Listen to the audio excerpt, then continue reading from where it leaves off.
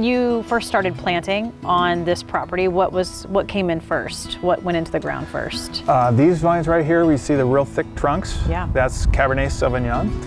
So this was our first block, romantically called Block A. My strategy was find a wine that I liked and then find out where the vineyard was that went into that bottle of wine. Over time, I thought, well, it'd be fun to start making wine.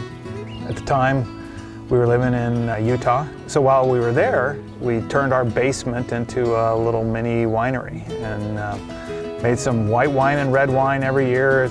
Each year was slightly different from the other. Basement grew to garage, which grew to buildings and barns. Was it safe to say you got a little obsessed? And way out of control, yes.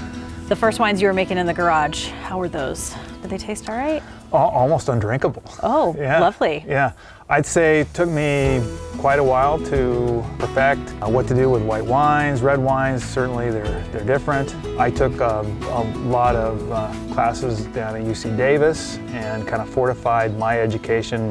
My degree was in civil engineering. To be honest with you, Trish, I wasn't looking for work with them. I was interested in expanding my knowledge in the wine industry and having some new challenges, but I didn't know when I met Scott and Kriselle that would be my new home. And I really saw that they were developing something that was very special. And so one conversation led to another. It wasn't until I opened a bottle of Cabernet Sauvignon that Scott had given me, it was from his very first vintage, that I realized that this is something that I needed to be part of. What was it about that bottle? It was so stinking delicious. That was enough, huh? It was just beautiful. It was just absolutely world class. And I knew that great things were going to happen here. The other thing that happened around that same time is that we met here on this gorgeous property. Mm-hmm. And this place is just like you were speaking with Scott. It's ever so special.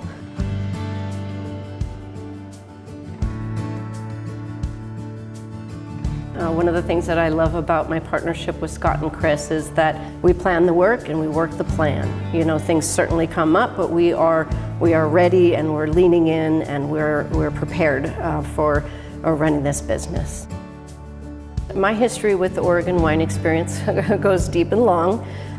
When it was World of Wine, I was very involved, and I was in the seat as we made the transition to the Oregon Wine Experience. I couldn't be happier with the way that it has grown to be a statewide event, although the events are held here, as you very well know. It's inclusive of the state, and I have always felt strongly that that is a good value to have.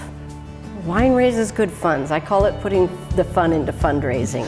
And you know, people really do rally around wine for the camaraderie and the congregation. And the fact that Asante Foundation and Children's Miracle Network they've really invested a lot. They've put a lot into the Oregon Wine Experience so that it is a celebration. And what a great way to help some folks out.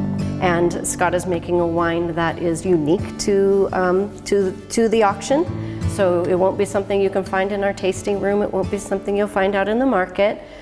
So I do hope you guys get a chance to come and taste it and maybe make a bid, because it is a really special wine.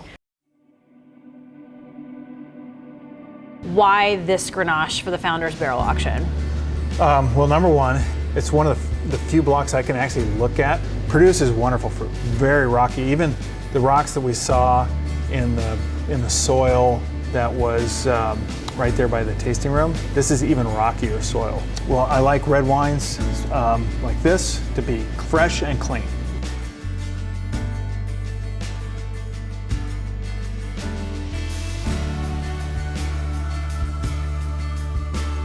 This is magnificent. This is really special. We don't have enough of it to actually create a marketable wine, but we want to capture the flavors of this grape that it really seems to have found its home on that particular site, and share it with the Oregon Wine Experience. So to that, cheers. Yeah, cheers. Eyeballs, everybody. Mm-hmm.